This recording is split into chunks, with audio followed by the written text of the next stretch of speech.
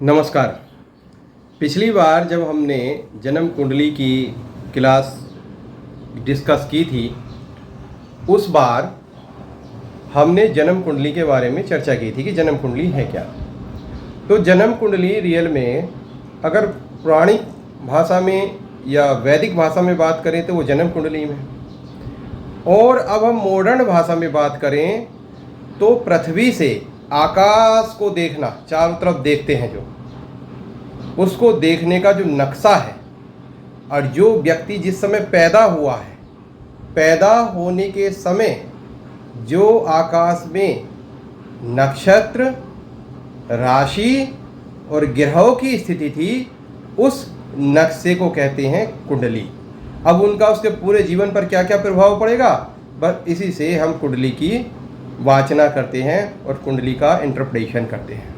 अब कुंडली को जब हम डिस्कस करते हैं तो आप कुंडली देख रहे होंगे, इसमें जो जिधर हम लग्नेश करते हैं प्रथम भाव, वो पूर्व दिशा होती है, उसके जस्ट अपोजिट पश्चिम हो गई, फिर इधर दक्षिण हो गई और फिर इधर उत्तर दिशा हो गई। अब 4 दिशाओं में हमने कुंडली बांट ली।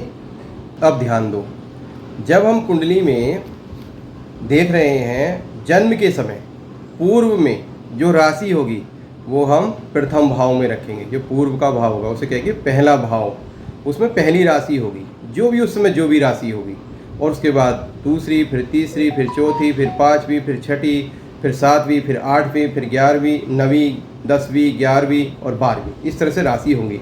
जैसे मान लो कोई व्यक्ति 4:05 पे फला फला तारीख में पैदा हुआ, उस समय पूर्व में राशि थी मेष, तो वहाँ पे लिखा हुआ आएगा 1, फिर द्वितीय भाव में लिख देंगे 2, तृतीय भाव में 3, इस तरह से 12वें भाग में 12 के 12 हम लिख देंगे। एक बात ध्यान रखें कि ये राशियाँ बदलती रहती हैं। हो सकता है किसी के जन्म के समय मेष राशि ना हो के सिंह राशि हो, तो हम प्रथम भाव में लिखेंगे 5, फिर 6, 7, 8, 9 तक, इस तरह से क्रम में जो जो भाव हैं उसमें उन क्रम से बढ़ाते चले जाएंगे।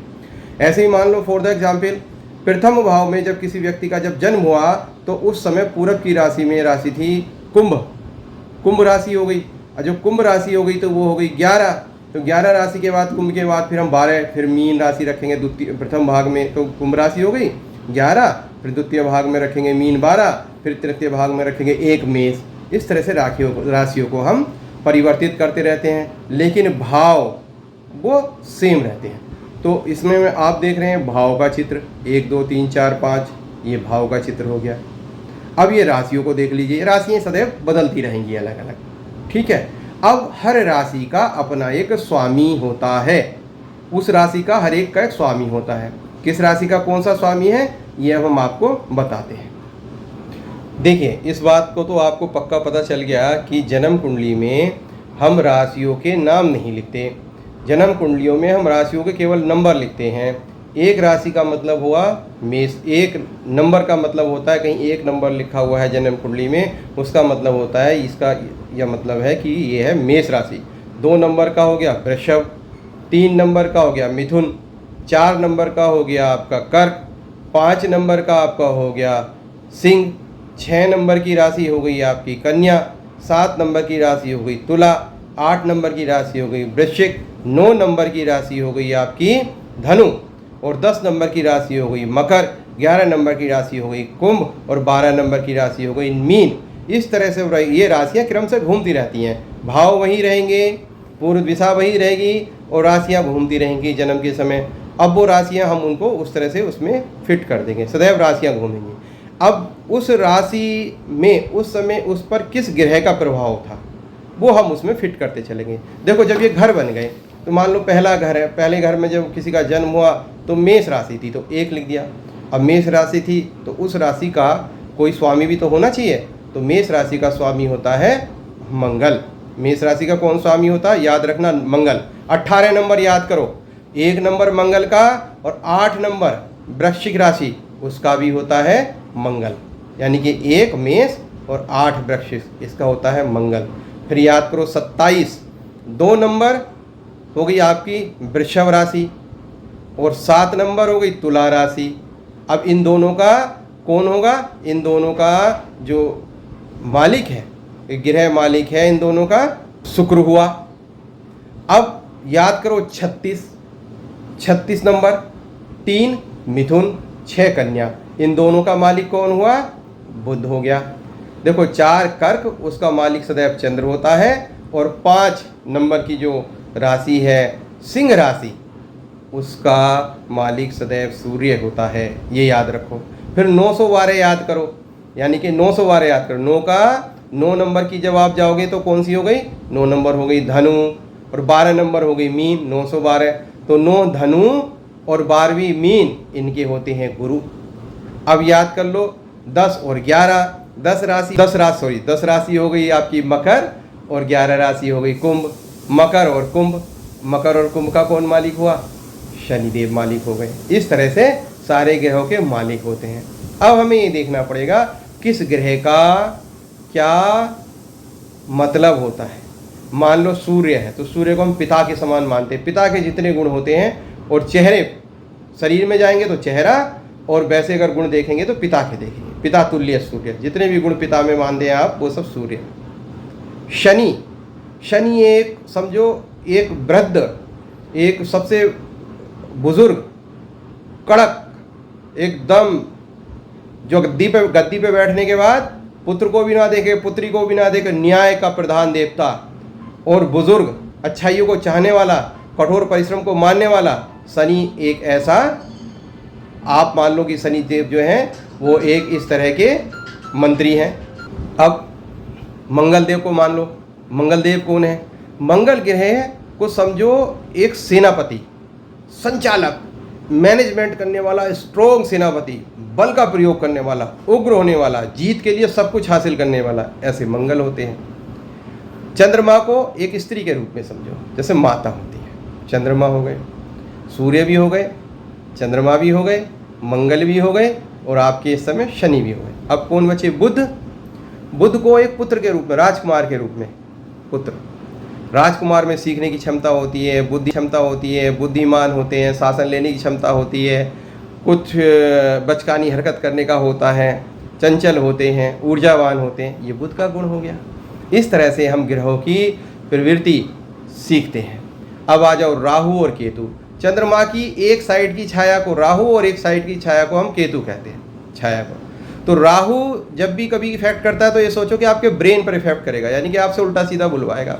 जिन राहु के प्रभाव को जब भी हमें देखना हो, तो राहु जिसका खराब हो रहा हो, तो समझ लो वो व्यक्ति की जबान गंदी होगी, बात बात पे गाली निकालेगा, उसे बड़ा अच्छा लगेगा, बड़ा वो मतलब उसकी जबान गड़बड़ हो जाएगी, तो बातों का अर्थ का अनर्थ निकलेगा, राहु गड़बड़ होगा, सिर में दर्द होगा, सिर की दिक्कत होगी, राहु। और केतु पेट से संबंधित, पेट और पैरों से संबंधित अगर कोई दिक्कत है उसे हम केतु मानते हैं। इस तरह से केतु हो गया। तो राहु और केतु का आपका हो गया।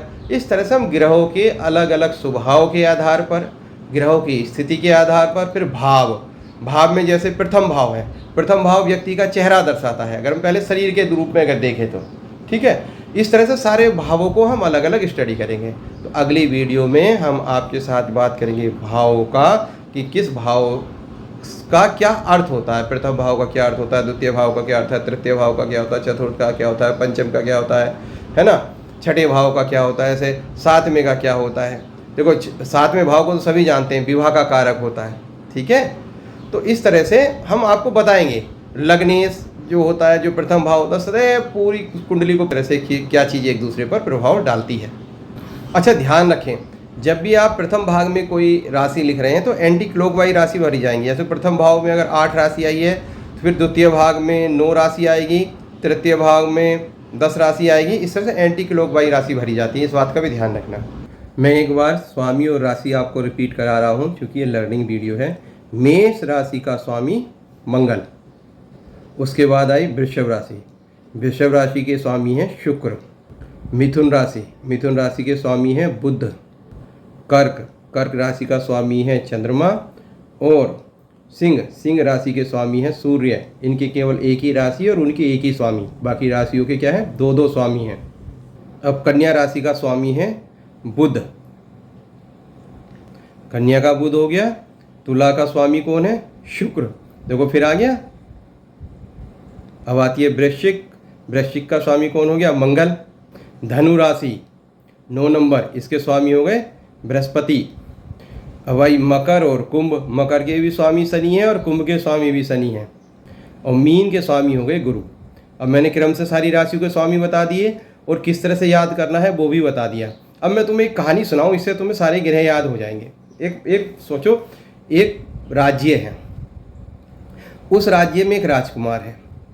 राजकुमार हो गया बुध, उसके मम्मी पापा हैं। मम्मी हो गई चंद्र और पापा हो गए सूर्य। उनका एक मंत्री है, मंत्री हो गया मंगल।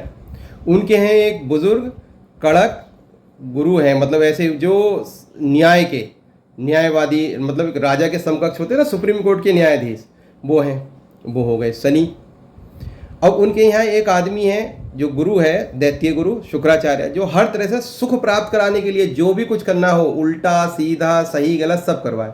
जब वो नीच के होते हैं तो उल्टा सीधा, और उसके होते तो अच्छे से, तो वो शुक्र हो गए। ठीक है। अब हो गए, एक होता है हमारे हैं पूजा पाठ कराने वाले गुरु, सत्यता सात्विकता के गुरु, वो अपने बृहस्पति गुरु हो गए। इस राज्य में ये सब लोग हैं। अब इन लोगों की जो जो क्वालिटी हैं वो क्वालिटी इन सब ग्रहों की हैं। अब इन्हें इस तरह से आप फिट करते चलोगे।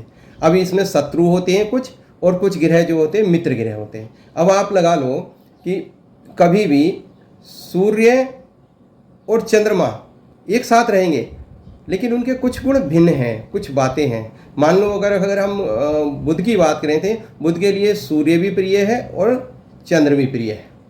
बुध को सबसे ज़्यादा आकर्षित कौन करेंगे? शुक्र आकर्षित करेंगे।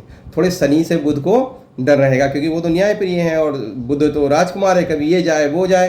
वो शनि तो डांट सकते हैं, बुजुर्ग हैं, सबसे सीनियर हैं। मंगल सदैव उग्र रहेंगे क्योंकि वो सेनापति हैं। जब हम ये सारे गुण इस तरह से बैठाएंगे तो ऑटोमेटिकली जन्म कुंडली में कौन सा ग्रह कहाँ है उसका हमें पता चल जाएगा। भविष्य में हम ये भी देखेंगे कि एक ग्रह की कितनी निगाहें होती हैं, मतलब असर डालता है। एक ग्रह अगर यहाँ बैठा है तो वो 3 जगह असर डालता है, और कुछ उससे ज़्यादा जगह असर डालते हैं। ज़्यादा वीडियो कॉम्प्लिकेटेड ना हो जाए तो ये बातें हम करेंगे अगली वीडियो में। तब तक के लिए नमस्कार, जय हिंद।